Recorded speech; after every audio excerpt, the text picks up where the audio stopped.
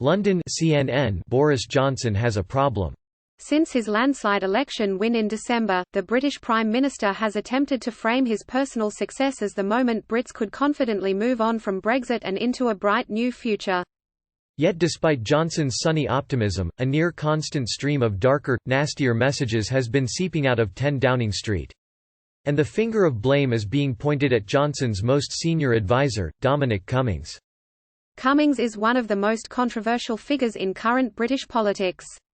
Credited with masterminding the successful campaign to leave the European Union, Cummings has a reputation for being a control freak and a brutal disruptor who loathes convention and the political establishment in equal measure. However, for all his apparent control freakery, Cummings, according to some, is a man whose purest instincts are causing him to spiral out of control. Since joining Johnson in Downing Street, Cummings has been at the centre of the biggest arguments surrounding the British government. The most recent incident involved one of Cummings' subordinates, Andrew Sabisky, being forced to resign after it emerged that he had previously made comments in support of eugenics, and the relative intellects of black and white Americans. The Metro newspaper, a free newspaper read by millions of commuters on their way to work all over the country, ran with the headline, "Racist Weirdo Quits Number 10 Job." Dominic Cummings. That the word weirdo appears in quote marks is significant. It's a reference to an advertisement that Cummings posted on his personal blog earlier this year, inviting weirdos and misfits to apply to work in Downing Street. That's how Sabisky appears to have come to work for the Prime Minister. The government has refused to say whether he was properly vetted, or whether Cummings hired him without consulting anyone. The Sabisky controversy followed months of classic Dom moments, as the British media refers to his interventions. Highlights include firing the top advisor to a cabinet minister and then having her escorted from Downing Street by armed police, playing divide and conquer with the press by excluding out-of-favour journalists from government briefings, suggesting that the government is preparing for all-out war with the BBC, and putting the Prime Minister in the curious position of having to step in and defend the BBC from his own government. Close allies of Cummings suggest that stories about him are blown out of proportion and that, rather than engaging in a communications battle and talking to journalists, Cummings spends the majority of his time dealing with policy and the day-to-day management of the Downing Street team. But stories about the Prime Minister's most senior advisor are getting a lot of attention in the UK at the moment. And some government ministers and Conservative lawmakers are starting to lose patience. "There is a crushing loss of faith in Dom and his ability to deliver on this radical agenda," said one government minister, who rued Cummings' habit of drawing the limelight from otherwise positive stories. CNN approached Downing Street and Cummings for comment on the claims made in this article, however they declined to directly address them. The longer Cummings remains the most powerful person in Johnson's inner circle, the more likely that frustration is to infect the Prime Minister himself. When Boris won the majority, there was a huge amount of goodwill from lots of us who were previously skeptical about his leadership.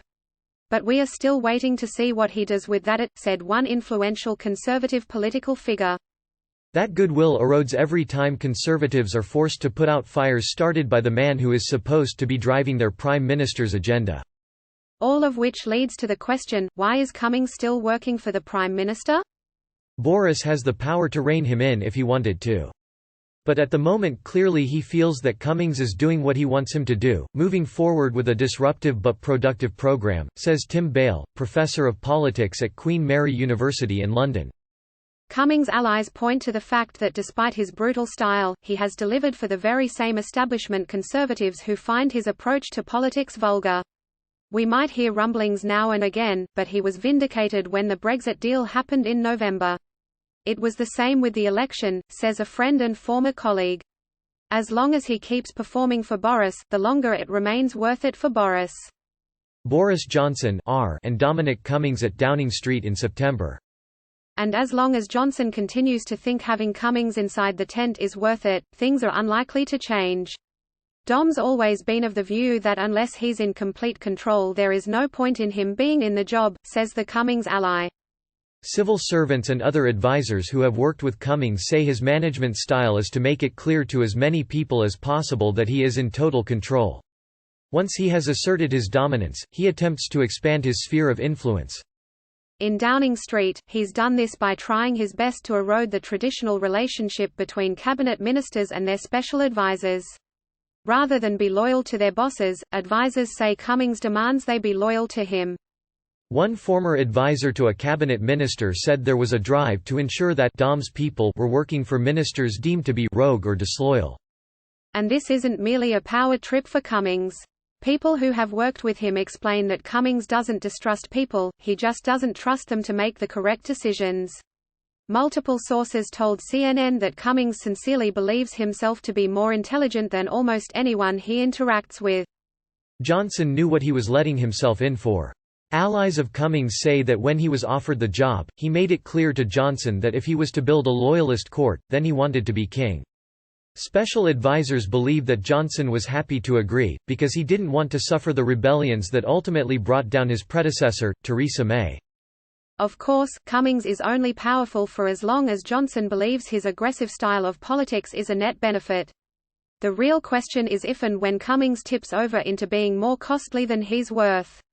There is always a trade-off between having people feel like they have to get with the program or creating what some suggest is a climate of fear that impacts negatively on their loyalty and productively, says Bale, the politics professor. Allies and enemies predict that this won't last forever. A government minister explained that Cummings' aggressive manner was a bad look for a party with a reputation among some for being nasty. And as one of his friends put it, the more people who have run-ins with him, the more enemies he will have. I have half a feeling Cummings' demise could end up being some sort of HR matter where he's clearly gone so overboard in terms of bullying. It could be his unusual hiring. Or it could be a bad decision. If and when the end comes for Cummings, most believe it will be a self-inflicted wound. It will be because he cannot trust others to do things correctly, so he stretches himself too thin and makes a mistake. The image those who know him paint is one of a man who could easily blow himself up trying to fix his own boiler because he thinks the plumber is an idiot. Until that moment, the most controversial man in British politics will continue to be one of the most powerful men in British politics. And, as painful a pill this is to swallow, until Boris Johnson decides enough is enough, those tearing their hair out over Cummings' unusual approach to work will have to suck it up.